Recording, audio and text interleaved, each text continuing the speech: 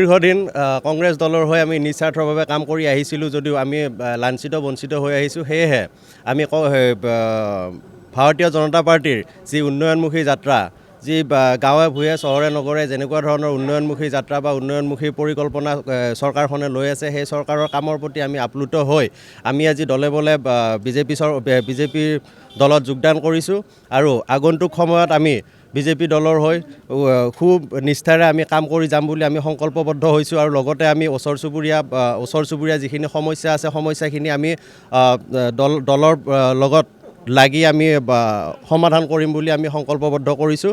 আৰু আমি আগন্তুক যি লোকসভা ইলেকশ্যন আহি আছে, লোকসভা ইলেকশ্যনত আমি দৰং ওদালগুৰি লোকসভা সমষ্টিৰ পৰা আমি ভাৰতীয় জনতা পাৰ্টিৰ মনোনীত প্ৰাৰ্থী শ্ৰীযুত দিলীপ শইকীয়া ডাঙৰীয়াক আমি বহু ভোটৰ ব্যৱধানত জয়যুক্ত কৰিম বুলি আশা কৰিছোঁ।